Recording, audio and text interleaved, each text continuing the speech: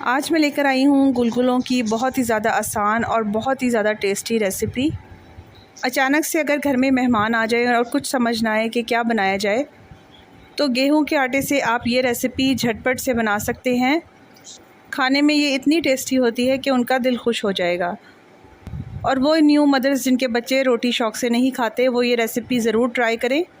तो शुरू करते हैं आज की रेसिपी। अस्सलाम वालेकुम, वेलकम टू मुस्लिम्स किचन। गुलगुले बनाने के लिए यहाँ पर मैंने 1 कप गुड़ लिया है, जिसको मैंने छोटे पीसेस में तोड़ लिया था ताकि सही तरीके से कप के अंदर हमें इसकी पूरी क्वांटिटी मिल जाए। अब इसके अंदर मैं 1.25 कप पानी डाल दूँगी और फ्लेम को ऑन कर देंगे। मीडियम फ्लेम पर तब तक पकाएंगे जब तक गुड़ जो है वो घुल ना जाए।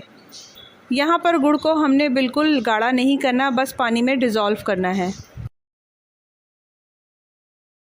यहाँ पर गुड़ की जगह आप चीनी भी इस्तेमाल कर सकते हैं, लेकिन गुड़ से इसका टेस्ट बहुत अच्छा आता है। बस यहाँ पर जब गुड़ घुल जाएगा तो फ्लेम को ऑफ़ कर देंगे और इसको ठंडा होने के लिए रख देंगे।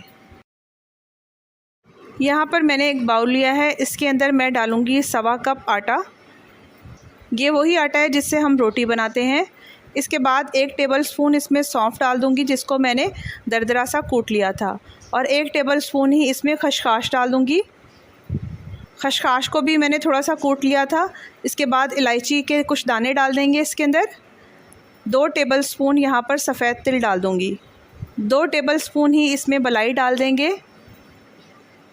2 चुटकी के करीब इसमें मीठा सोडा डाल देंगे।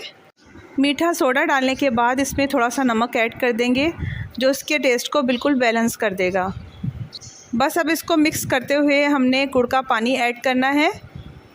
तो एकदम से आपने सारा पानी ऐड नहीं कर देना, थोड़ा थोड़ा करके डालना है, वरना गुठलियाँ बन जाएंगी।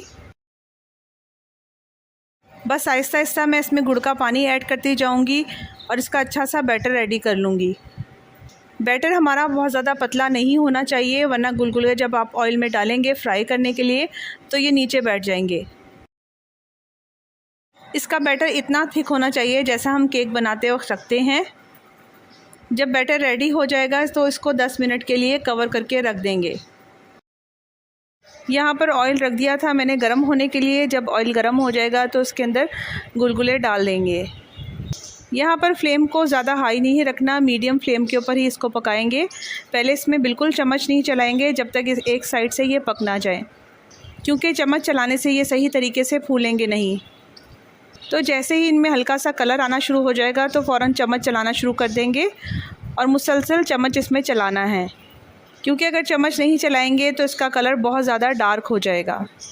तो यहाँ पर मैं पैन को भी थोड़ा सा रोटेट कर रही हूँ और साथ साथ चम्मच भी चला रही हूँ। मीडियम फ्लेम के ऊपर आपने इसको 3 से 4 मिनट ज़रूर पकाना है, ताकि ये अंदर से भी अच्छी तरीके से पक जाएँ। बस जब इनमें गोल्डन कलर आ जाएगा तो मैं इसको निकाल लूँगी। इसी तरीके से बाकी गुलगुले भी मैं फ्राई कर लूँगी। तो इस तरह से बहुत ही मज़ेदार, ऊपर से क्रंची, अंदर से सॉफ्ट गुलगुले तैयार हो चुके हैं।